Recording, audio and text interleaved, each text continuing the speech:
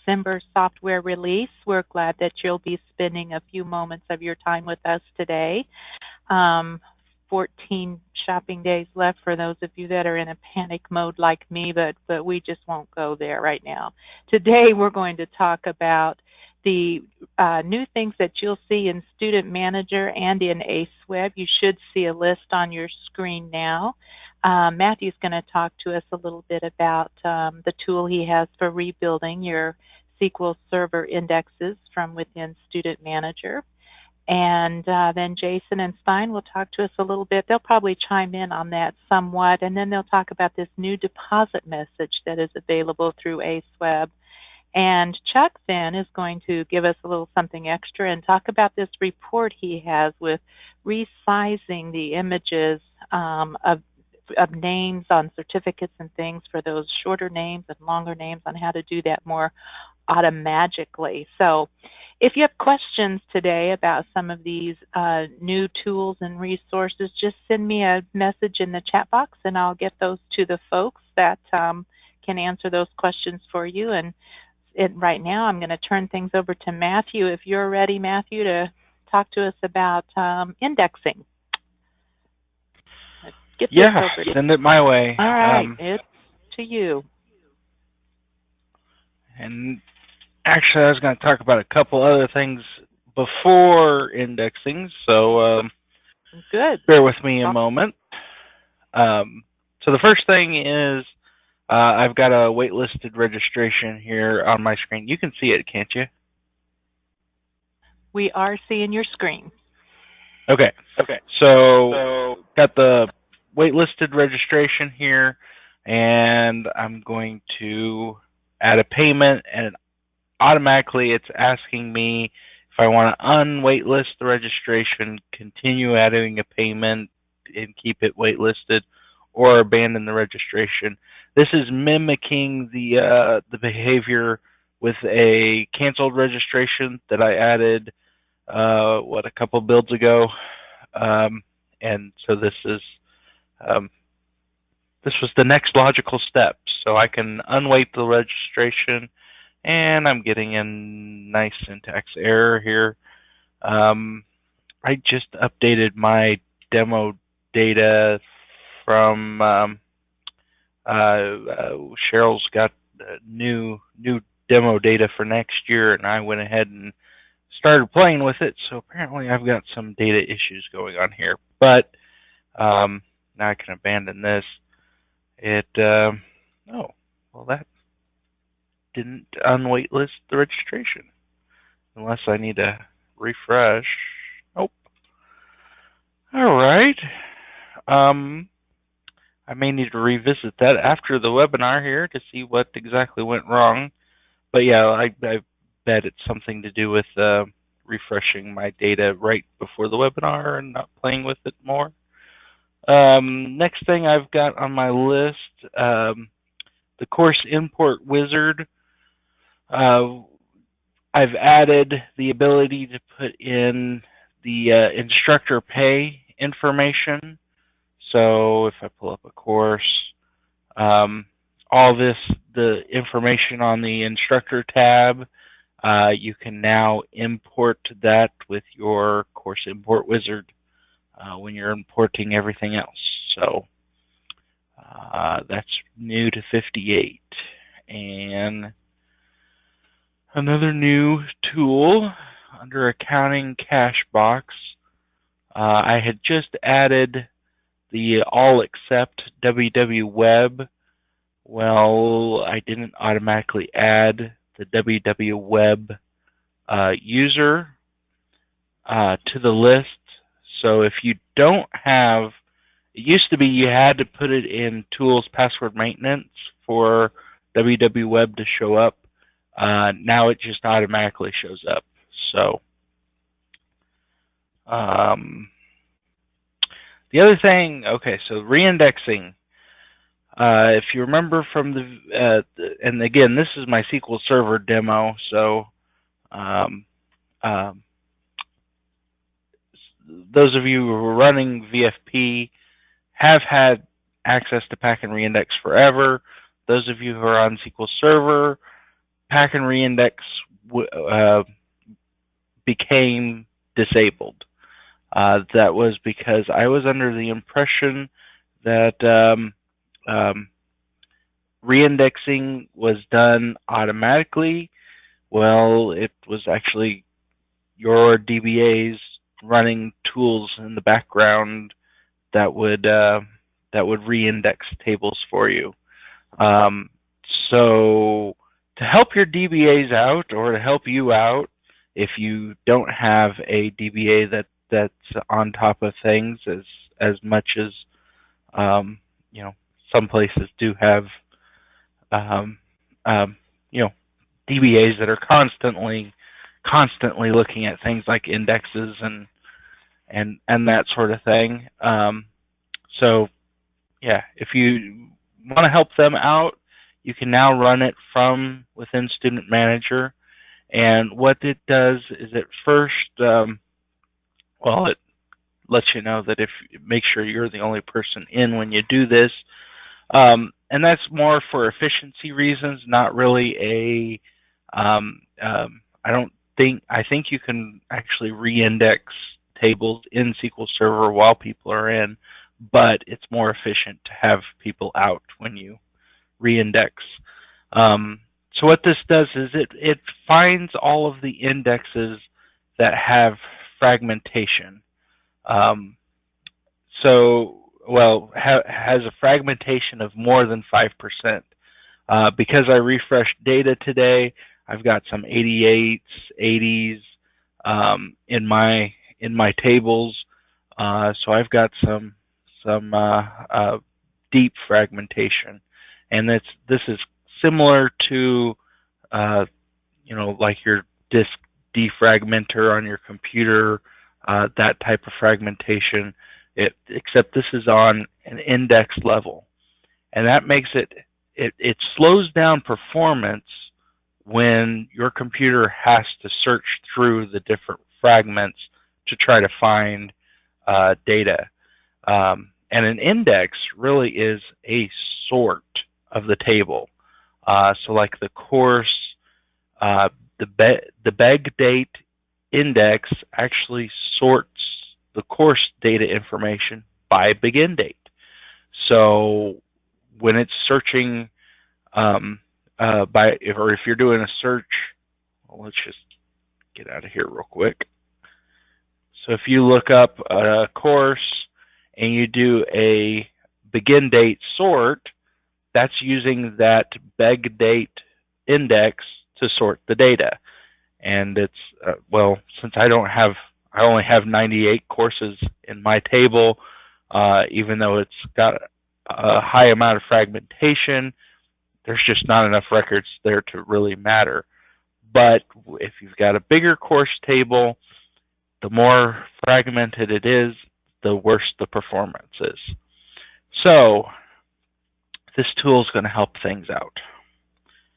So go back in here, just click Done, and it'll quickly process through all those indexes. I have noticed it does take a little bit longer if on bigger tables. All my tables are pretty small, so it didn't take too long for mine. But bigger systems, especially the more fragmented it is, the longer it's going to take. Any questions over reindexing? I have a question that I think is being brought up here is talk about the frequency this should be done, not only in a SQL but in a VFP database. How often should reindexing take place? And again, that's more of a size thing.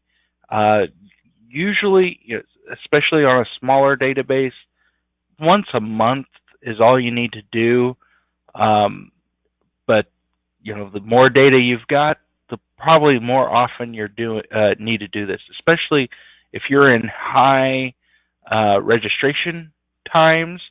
You should be reindexing more often. I know when you get busier, you tend to put things off like reindexing to a later date, when in actuality you should be doing it more often to keep those indexes fresh as possible, keep the performance of the system up as high as possible. So yeah, definitely. I'd almost say once a week or 2 weeks is a good rule of thumb. During your high frequency times, though, once a day or once every other day, actually, if you can manage to swing it. I know that's probably asking a lot of some of you, but yeah, needs done. Thank you. Jason Stein, do you have anything to add about that on the ACE website? Yes, and it kind of piggybacks off of the question of how often should I do that. The tool that Stein added for ACEware is actually a query that tells you how fragmented your indexes are in SQL. And once we get 47 posted sometime later today, that's going to be a function on the ACEware administration page where you run the AWViewer routine. You just click the view button from that page, and it takes you to the AWViewer, which will have two new buttons there where it preloads that information into the query box. You just click run query, and then it will show you a table of your indexes and how fragmented they are. So at that point, you could run the tool from Student Manager and get those reindexed.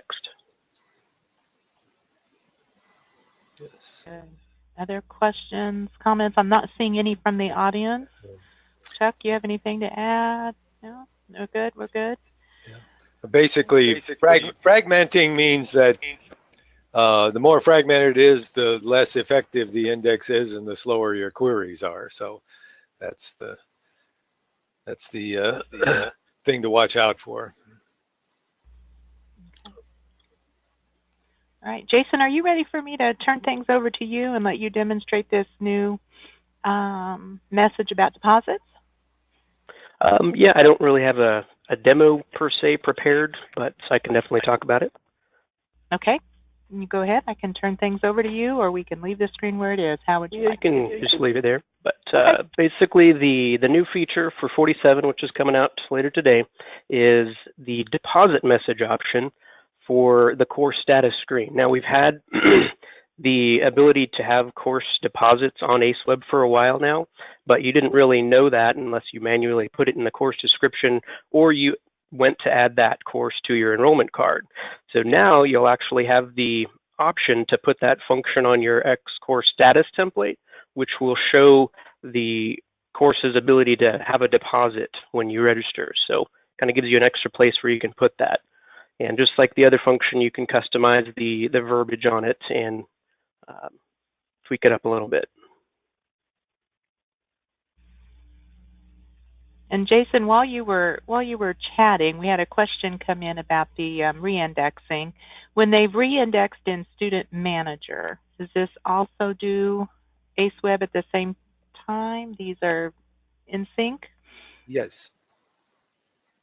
Yes. Yep, they're querying the same database. So. Okay. I'm not seeing other questions. They say thank you for the answer here. Chuck, are you ready to demonstrate your fancy report? I'm going to switch things over to you here. All righty.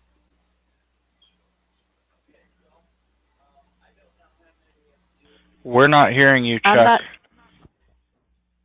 I was on mute. Sharon can hear me because I can hear you now. Now can you hear me? There you go. There you go. Again, I am curious. I guess we've got the ability to raise hands here. Raise your hands if you have ever used this conditional printing. We talked about it at in the newsletter. Anybody use that yet? Conditional printing of the size? Okay. Nobody yet. All right. Well, very new though. Read your newsletter. Read your newsletter. Well, here's the dilemma. When you're looking at a list of people in a course, you've got people with different size names, and if, as I said in the newsletter, if you've got customers who are attendees who are old like me, and they're trying to read a name tag, it gets to be a trick trying to figure out how big a font to use for the name tag, because you want the font big, but then if you've got a really long first name, it doesn't print correctly. So the way to do it is, and I talk about, is that you use the print when statement. So if you're modifying a report and you're looking at an object, I move this name badge up. If you right mouse click on the object, go to properties, you're going to see a print when. Well, one of the options on the print when is to say only print this object when some expression is true. So now if we can see that, that's pretty small. But basically what we're doing is measuring the number of characters in that first name in this case, or badge name or name one. And so what we're doing is we're putting length and then trim. Trim will close blank spaces. Length will tell you how many characters are in that particular name. And so you basically would have two of them. One for large fonts where you'd say less than a certain number of characters. I'm picking 6. And you'll note that I made that one in black. And then I made a second one up at the top. If we okay on this, look at the properties of this. And in the print when on this one, I've said if it is greater than or equal to 6. Remember, the other one was less than 6. So you've got to make sure that you include the number of characters it might land on if it's an exact number. So if it's longer, equal to or longer than 6, it's going to print in a smaller font. And so what you'll see is that I've got this font in blue set to 28. I've got the big one in black. And of course, for your real one, you're going to have them all the same color, but for illustration. So what you do then is you set up the size of the object, the size of your print on the line or the data variable, and then you put in the print when based on the length. And you'll see I have it also down here on the full name where we're using the namer function. And then we're going to say options would be, whoops, not it, cancel this. Print when, and so we're saying again, if the full name is greater than 15 characters, we're going to print in a smaller font, and then I have underneath it the same element listed again in a larger font, and it would have the greater than if the length is greater than 15. So what does this look like? So if you're looking at the records, if you have a short name, it'll pump up the font. Longer name, it drops the font size down. Full name is within 15. Full name is longer than 15, longer than 15, longer than 15. So again, it really gives you the ability to make that font larger, kind of maximize the size of the font without having truncated or missing data where, you know, if the data is too big for a field, a lot of times it'll cut off characters or it won't even display the field. So anyway, that is how you do that. I'm going to close the name one now, and we're going to look at the same one for the other one that is often is like the title of a course name. So if you're trying to print the course name in a certificate and be able to have a really long name fit, again, you can use the same thing with things like course name. Now, of course, in this, the same course name is in all of the people in this particular course. But it's a way for you to size the font, try to get that font bigger, even though you might have and only have, of course, one report. You don't have to make multiple reports. So that's what I've got. Any questions on that, Sharon, from the group or anybody? And I'm again, not seeing any questions on that, right, but that is very nice. That is very nice. Yeah, that is a pretty handy trick for you guys to use And again, to me, it's name tags is the biggest single use on that. So. Right. Well, while you were demonstrating that, we did have some questions, Jason, that we would like a show and tell a little bit on this deposit Sure. message and where you put that. So I'm going to turn things over to you. You guys can keep the questions coming in. You should be seeing that here. Let's see. While he's doing that, Chuck, we had somebody asking, can you do the same thing on the title or firm on names and certificates? Yes. Yep. On any. Absolutely. Yeah. Any element, any field on the system. And again, the idea is, and if you're doing the firm on the firm, let me modify addition. No, we're using the default report. All names. Again, so if you have the firm, and again, you wanted to pump this up. I don't know what we've got for firms here. ACEware. I'm turning this back over to you because we were seeing Jason's screen there. Sorry. So okay. It's coming back. Coming back. Yeah, the firm can also any element on this. You basically overlay. And I'm going to get rid of I'm going to go back to using the name here, so that the idea that you have you have the same expression box, which is this little AB tool that contains a data field from the database. And you basically put one of them in a larger font, one in a smaller font, and then in the properties of that field, you put in the length characteristic, and you have to experiment with the font you're using and the amount of space you've got on the form. But it should be able to allow you to do two different sizes here. And again, any data element, and I get these moved here. Any data element that you can grab from the database can be evaluated. You can test the length of it. And again, the function that you use for that is the len function. So it's len parentheses, then you put the data field, and that is the length, but you do need to note you actually use to do double. You use length and then the function trim, which would get rid of blank spaces. So it's length trim.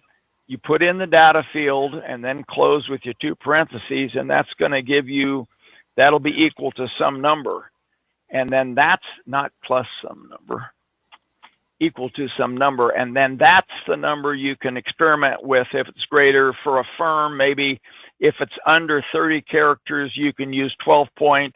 If it's over, or you can use 14 point. If it's over 30 characters, you have to use 10 point or something like that. But yes, any data field in the system on a display you can use that print when. All right, you ready, Jason? You ready to play? I'm ready. All right.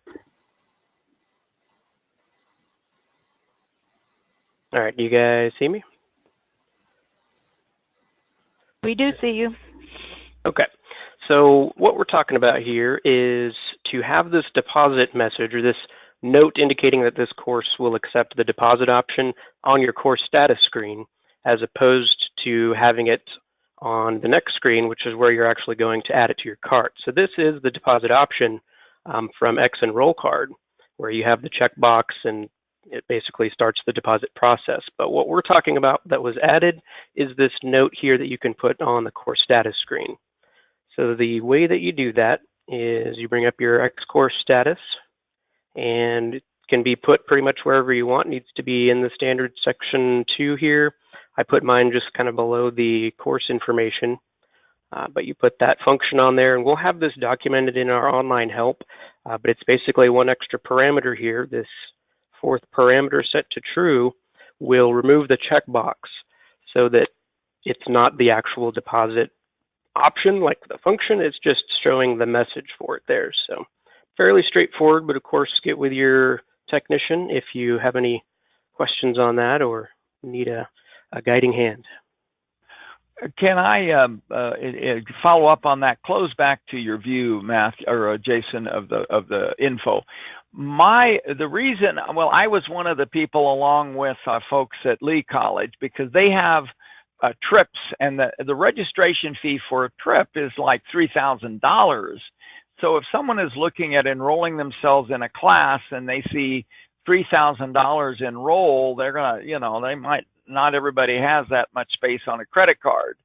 So having the word deposit option available up at the front of this process, we think will help your students be more willing to go ahead and enroll and pay that deposit down, and not feel like that, oh golly, I have to be prepared to pay the full $3,000 before I can enroll myself. So hopefully that'll be a helpful add-on for you guys. So, all right, very good. I'm done.